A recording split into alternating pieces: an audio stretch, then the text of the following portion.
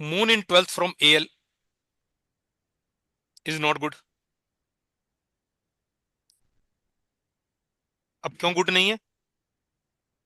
Routine में good नहीं है क्योंकि व्यय का भाव में चला गया। लेकिन अगर हम अपने प्रिंसिपल को लगाते हैं, उससे second house and 12th house को देखते हैं, तो उसका 12th हाउस जाकर करके बनता है AL11। AL11 is showing family life. वो जाकर करके बना AL11 में। तो ऐसा जातक अपनी फैमिली से फेवरेबल गेन्स लेने के प्रयास में रहता है कि परिवार से कुछ ना कुछ लाभ मिल जाए। परिवार ऐसे जातक के लिए बेनिफिशियल है क्योंकि AL11 है। और AL2 जो बना, खुद आरू लगन के अंदर बना। तो ऐसा जातक अपने काम के अंदर इतना इन्वॉल्व हो जाता है कि वो काम को ही भगवान समझता है। तो हम ये कह सकते हैं उसकी इमेज अपने आप में चाहे कैसी है, लेकिन उसका व्यापार, career, profession and family life both are good, both are giving the results in a proper way. लेकिन एक बात को ध्यान देने की है, आरूढ़ लग्न से 12th हाउस में यदि मून है, तो एक डिक्टम और है कि आरूढ़ लग्न से 12th में जो भी प्लेनेट प्लेस्ड है, उसके सिग्निफिकेशन से दूरी होती है, डिस्टेंस हो जाता है, उसका लॉस होता है, उसका इमोशनल लॉस भी हो सकता है। तो मून इज कारका ऑफ द मदर, नेचुरल कारका ऑफ द मदर। तो मे बी ऐसे व्यक्ति का मदर से सेपरेशन किसी भी कारण से हो सकता है। हॉस्टल में पढ़ाई करने जा रहा हो, कैरियर को बनाने के लिए घर से बाहर रह रहा हो, फॉरेन रेजिडेंस हो, या इमोशनल डिस्कनेक्ट हो, या बीमारी का सामना करना पड़ रहा है। देयर में बी एनी रीजन। जिस वक्त भी एक्टिवेशन होगा मून का ग्रहों के हिसाब से, तो moon in 12th of the Arun लगना, या तो मदर से उसको इन स्थितियों का सामना करना पड़ सकता है। सन है तो पिता से करना पड़ सकता है। आगे हम इसको डिटेल में करेंगे। तो रूटीन में आरू लगना से 12th यदि मून है, तो इसका हम एनालिसिस इस ढंग से करते हैं। ये हमने इसको यहां डिटेल में लिया भी है। Family becomes linked with the gains, the native expects support from family, wants financial benefit from family, desires seeks economic assistance from family. मतलब परिवार उसके लिए कहीं ना कहीं लाभ का कारण बनता है। और प्रोफेशन, क्योंकि आरू लग्न में ही प्लेस हो रहा है, तो उसकी प्रोफेशनल लाइफ, कैरियर बढ़िया रहता है। एक पॉइंट और रह जाता है रूटीन में, 10th फ्रॉम मून भी हम कैरियर के लिए देखते हैं। अब 10th फ्रॉम मून जब हम कैरियर के लिए देखते हैं, आरूढ़ लगना यदि 12th में है, तो 10th from moon becomes the 9th house of the arudha lagna, AL9। और AL9 is the protector of the image. तो ये भी उसके फॉर्च्यून को प्रोटेक्ट कर रहा है, प्रोफेशन को प्रोटेक्शन मिल रही है, और वेल्थ का उसको प्राप्ति होती है। यदि मून जो है सेकंड हाउस में हो आरूढ़ लगना से, अब second is the support house, sustenance house, nutrition का हाउस है, फूड एंड रिसोर्सेज का हाउस है। मून नेचुरली नरिश करेगा इस हाउस को, तो नेचुरली बहुत बढ़िया सपोर्टिव हाउस है ये आरू लगना को। कुल मिलाकर करके यदि आरू लगना से सेकंड हाउस AL2 के अंदर मून है, तो इमेज ऐसे जातक की बहुत बढ़िया रहती है, इमेज सस्टेन रहती है, इमेज स्टेबल रहती है। But 12th from moon, 12th from moon is the AL, आरू लगना, क्योंकि मून AL2 में है। और आरू लगना के अंदर अब क्या आ गया, फैमिली, फैमिली आरू लगना में प्लेस्ड हो गई, तो ऐसे जातक को फैमिली सपोर्ट करती है, फैमिली फेवरेबल रहती है, या ऐसा जातक परिवार के लिए बहुत कुछ करता है। ऐसा जातक अगर संत स्वभाव का हो तो संसार को ही फैमिली मानता है, वसुदेव कुटुंबकम, ये हम आगे किस विवेकानंद जी की कुंडली में देखते हैं। और moon second from moon will fall in the AL3, the problem creates.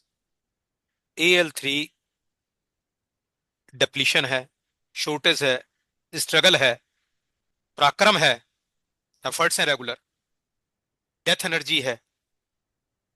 तो यहां पर बिजनेस क्या मांग रहा है, जिस दिन तुमने प्रयास करना छोड़ दिया उस दिन प्रोफेशनल लाइफ डिस्टर्ब हो गई, फाइनेंशियल वरीज खड़ी हो गई,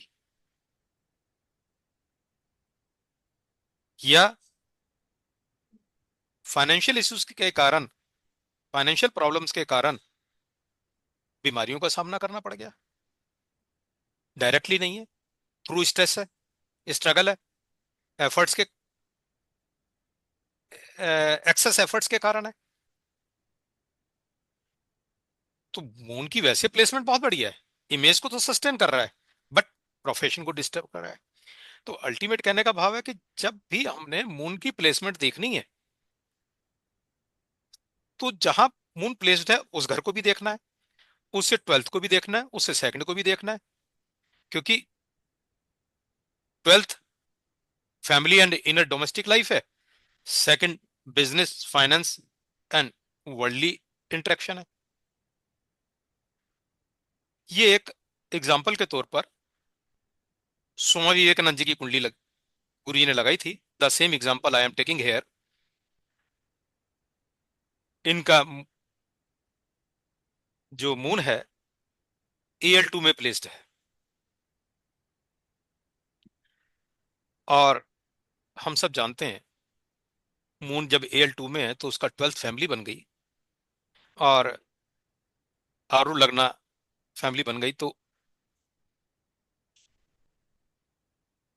स्वामी विवेकानंद जी ने वसुदेव कुटुंबकम के नियम को स्वयं में बड़ी अच्छी तरह जिया। Family, inner emotional attachment, domestic life, naturally हमने आरू लगना से देख रहे हैं अब।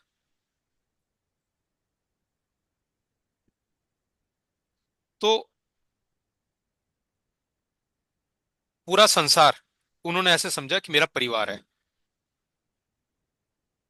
और उसके अंदर एक बहुत बड़ा कारण और था, आरू लगना इनका लियो राशि में है, और लियो का स्वामी सन इनके लगन में प्लेस्ड है, और सूर्य इनका आत्मा कारक भी है। तो सूर्य इनका बहुत पावरफुल है। अमूमन आम आदमी की कुंडली में ये योग नहीं मिलते। ये संत साधु, जो वास्तविक संत हैं, भगवा चोला पहनने वाले नहीं, उनकी कुंडली में ऐसे योग मिलते हैं कि वो संसार को ही अपना परिवार माने। तो स्पिरिचुअल अध्यात्म का जो जीवन जीने वाले लोग हैं, उनकी कुंडली में ऐसा योग मिल सकता है। अब AL2 सस्टेनेंस ऑफ इमेज है, उनकी इमेज के अंदर कोई किंतु परंतु था ही नहीं। Compassion, nourishment, sensitivity, public mind, ये सब इमेज में तो कोई किंतु परंतु नहीं थी। बट मून से दूसरा भाव,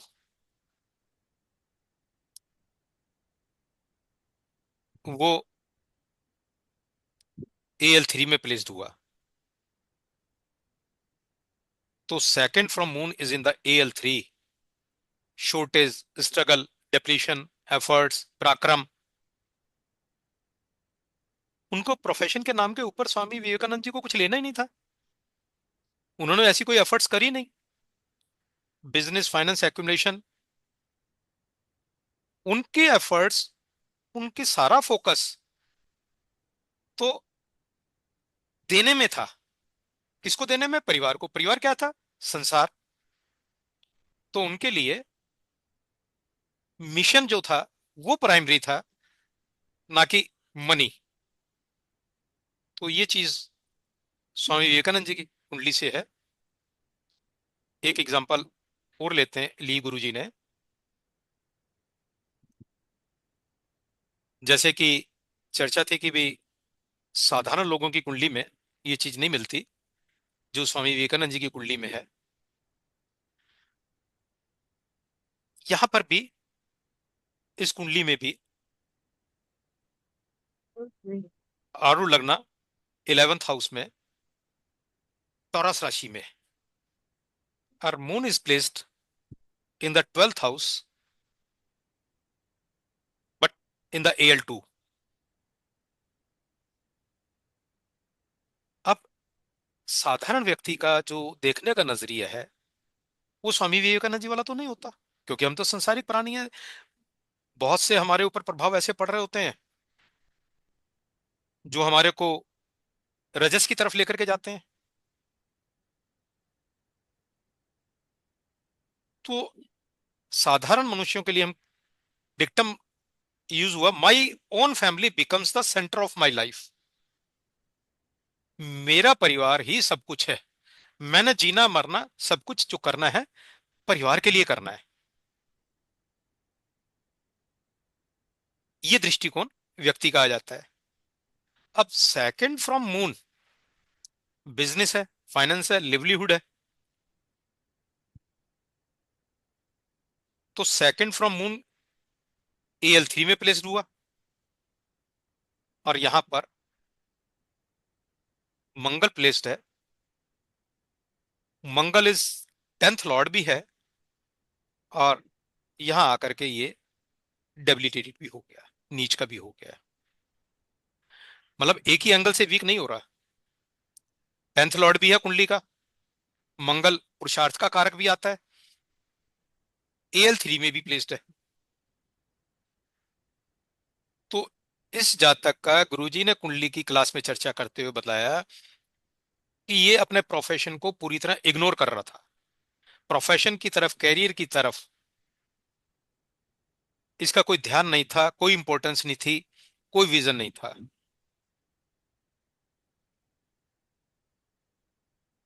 लेकिन आरूढ़ लग्न में सूर्य और मरकरी हैं, और आरूढ़ लग्न टॉरस में है, उसका लॉर्ड वीनस है। वीनस एक्सॉल्टेड है, प्लेस कहाँ है? AL11 में, हाउस ऑफ गेंस में। और वीनस रिप्रेजेंट कर जाता है वाइफ को। तो इस जातक की जो नरिशमेंट हुई, पूरे गेंस मिले, वो स्पाउस से मिले।